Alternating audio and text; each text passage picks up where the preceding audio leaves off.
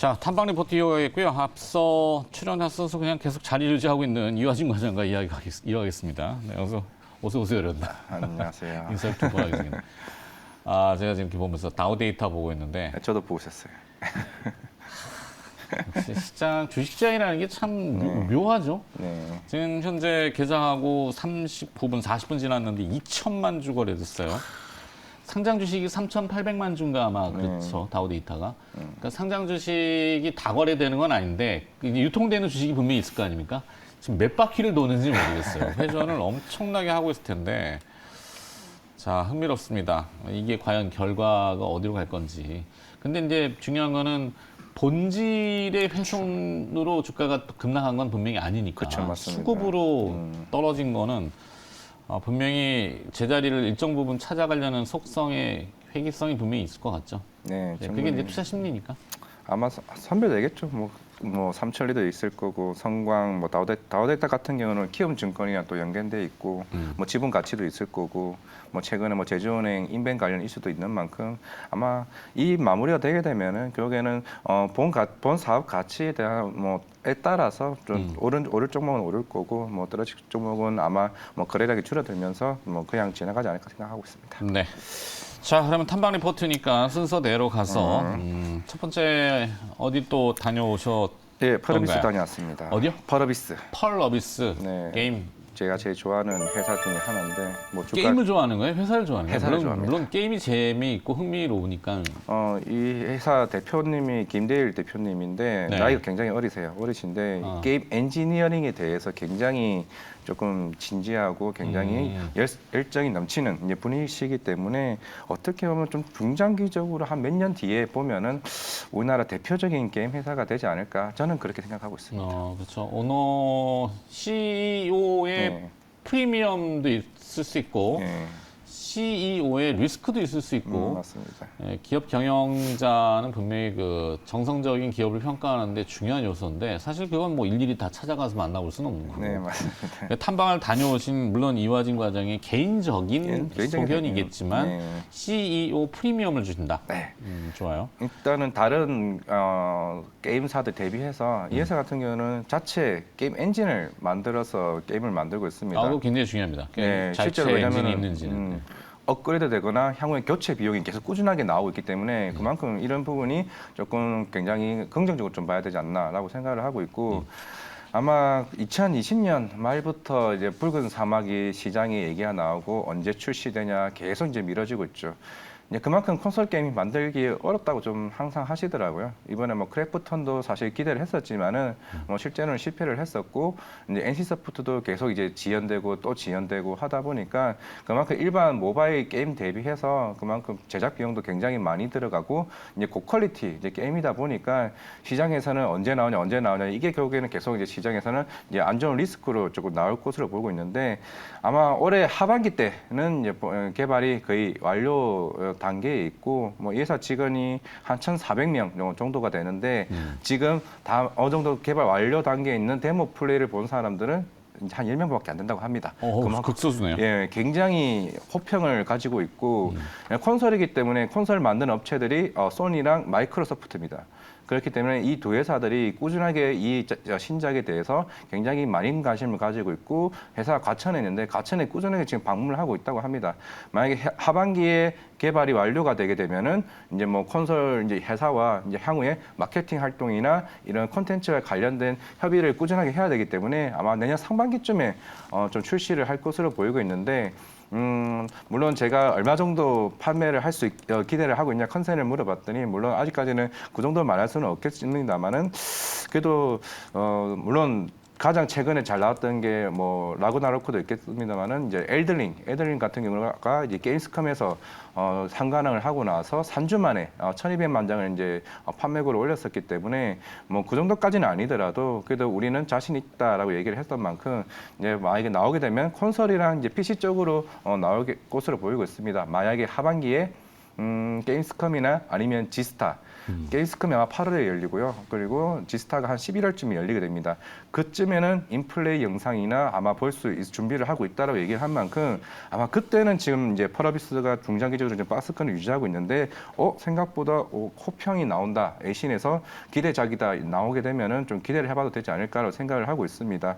물론 이제 펄어비스 올해 같은 경우는 뭐 실적 솔직하게 안 봐도 될 것 같고 블랙클로버 뭐 퍼블리싱 하는 뭐 게임 같은 경우야 뭐 큰 실적으로 반영할 것 같지는 않고요.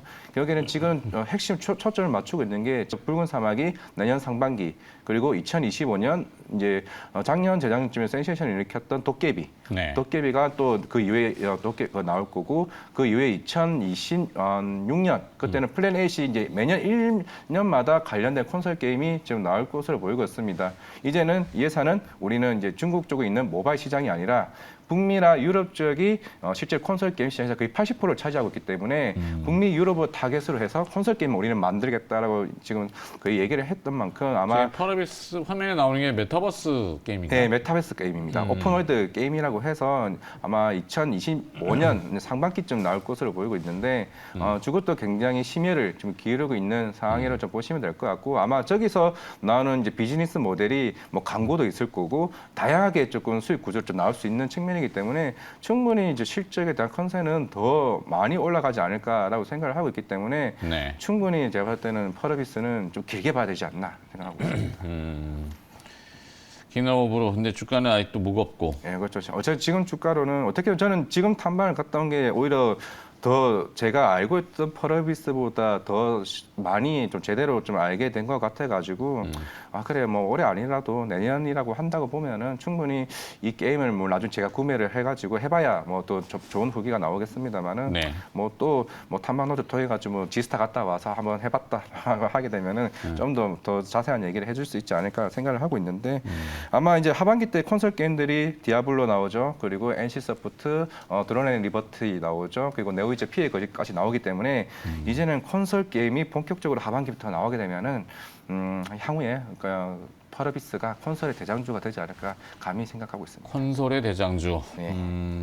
항상 우리가 이제 게임을 조금 업투데이트하게 보면은 6월에 이제 애플이 XR 디바이스에 대해서 무엇을 제시할지 이렇게 완벽한 버전이 나오진 않을 것 같고 일단 방향성만 먼저 제시할 것 같은데 그게 이제 게임 쪽하고도 어떤 연관성이 지어질지 거기에 이제 또 뭐 인공지능이라고 하는 AI가 합쳐져서 게임 업계가 어떤 생태계를 갈 건지 이게 좀 관건이긴 하잖아요. 아까 뭐 말씀하셨던 게 제가 질문을 하나 던졌더라고요.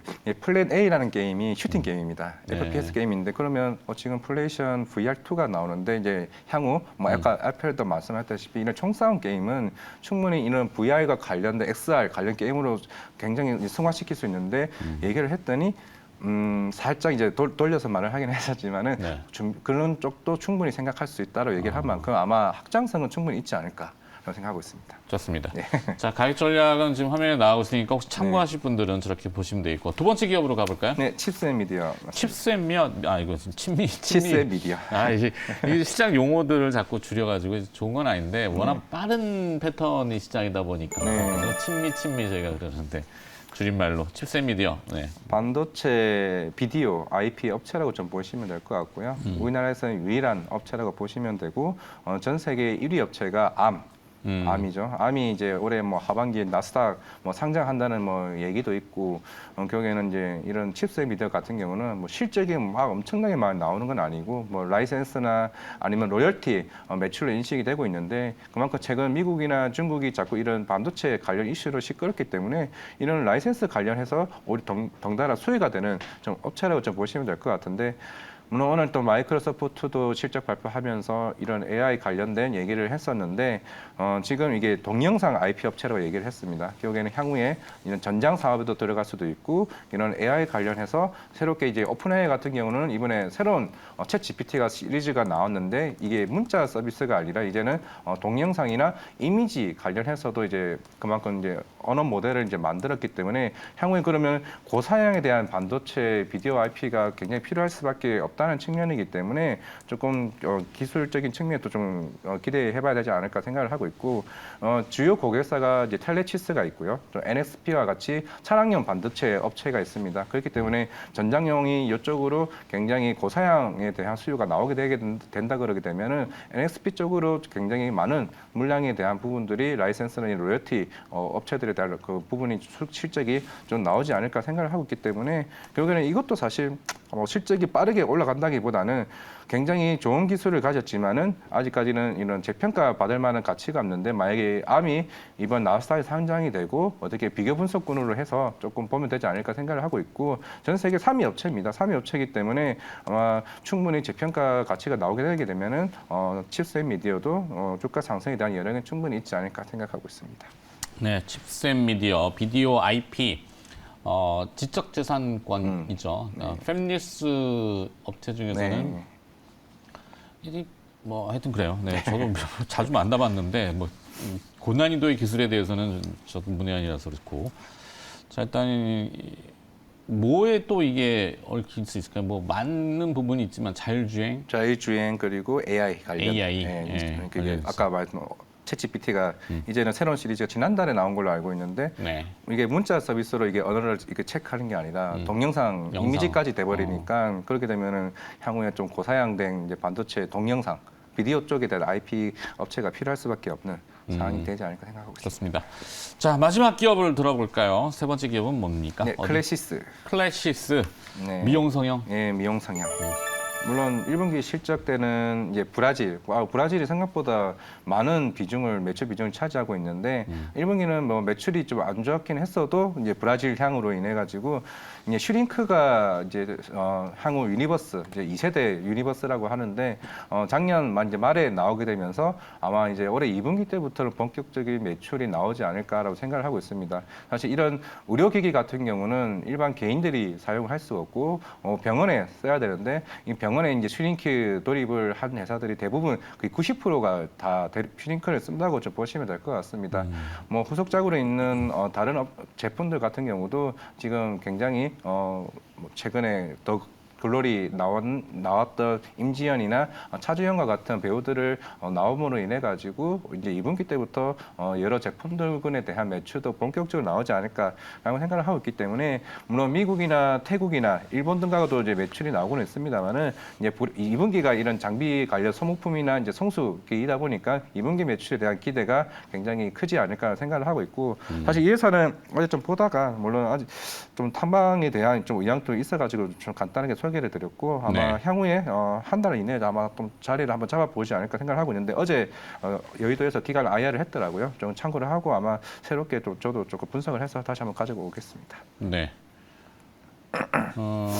클래시스 여의도에서 컨콜을 합니까? 네, 어제 했습니다. 어제 했어요? 어제 했고 이제 아마 이제 좀 시간이 좀 여유가 되지 않을까 싶어서 아마 생각보다 탐방을 좀 빨리 잡을 수 있을 것 같습니다. 그러면은 저도 좀 그동안 주가가 견조하게 계속 올라왔더라고요. 저도 체크를 못 하고 있다가 아마 이 회사를 한번 가봐도 되지 않을까 싶어가지고 한번 분석 참아 좀 말씀드렸습니다. 가격 전략은 어떻게 잡으실까요? 일단 가격 전략은 한 3만 원 뭐 제시하도록 하겠고요. 뭐 심리 매수가도 한 2만 원대면 좀 접근해도 괜찮지 않을까 생각합니다. 지금 현재가는 21,000원. 네, 애매한데? 계속 꾸준하게 좀 올라왔던 부분이 있기 때문에 뭐 조금은 조정받지 않을까. 21,000원 하면 어떨까요? 21,000원도 사실 상관없죠.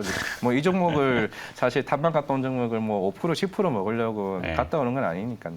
그래도 알겠습니다. 퍼러비스와 같이 이제 크게 먹을 회사들 같은 경우는 그렇죠. 시장이 좀 그렇게 됐으면 좋겠는데 빨리 안정을 찾아야 되겠죠. 근데 가격을 딱 찍는다는 거는 뭐 사실 불가능하니까 그냥 참고하는 정도의 그 밴드죠, 그죠? 물론 뭐 개인 투자자분 입장에서 보면 정확한 게 더 좋게 시겠지만 사실 어려우니까. 자, 탐방 리포트 들어봤습니다. 오늘 장시간 고생해 주셨고요. 하이투자증권 스마트 PB센터 이화진 과장이었습니다. 고맙습니다. 네, 감사합니다.